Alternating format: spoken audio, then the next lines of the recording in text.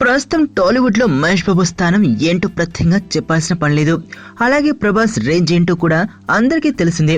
అయితే వీళ్ళిద్దరూ హీరోలుగా మారకముందే వాళ్ళు ఆ స్థాయికి వస్తారని తాను అంచనా వేశానని అంటున్నాడు వైజాగ్ సత్యానంద్. మహేష్ ప్రభాస్ ఇద్దరు నటనలో ఓనమాలు దిద్దుకున్నది ఈయన దగ్గరే. మహేష్ ప్రభాస్ గొప్ప స్థాయికి వెళ్తారని ముందే అంచనా వేయడమే కాక ఆ విషయంలో వారి కుటుంబ సభ్యులకు చెప్పారని సత్యానంద్ వెల్లడించారు. అందరిలోకి మహేష్ బాబుకి శిక్షణ ఇవ్వడం తేలికైందని కూడా ఆయన వెల్లడించారు. పవన్ కళ్యాణ్ కు నేను శిక్షణ ఇచ్చిన విషయం తెలుసుకుని రాఘవేంద్రరావు గారు అశ్విని దత్ కు చెప్పి మహేష్ ను నాకు అప్పగించారు.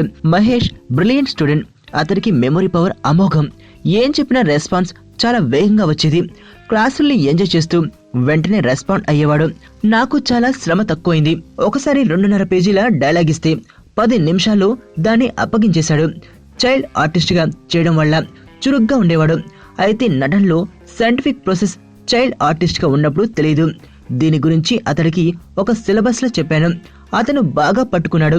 మహేష్ భవిష్యత్ గురించి కృష్ణ గారు ఒకసారి అడిగారు. టాప్ 3లో ఉంటారని చెప్పాను. ఇక ప్రభాస్ కూడా బాగా నేర్చుకునేవాడు. ఒకసారి ప్రభాస్ వాళ్ళ బావగారు అతడి సిస్టర్ నన్ను వాళ్ళింటికి భోజనానికి పిలిచారు. మావాడు ఏ స్థాయికి వెళ్తాడని అడిగారు. ఇండస్ట్రీలో టాప్ 3 లేదా టాప్ 4లో ఒకటిగా ఉంటాడని చెప్పాను. వాళ్ళు నమ్మలేదు అని సత్యానంద్ వెల్లడించారు.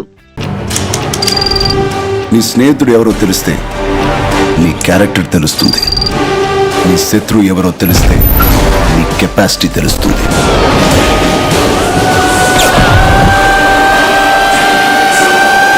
నా శత్రువుని సెలెక్ట్ చేసుకున్నాను.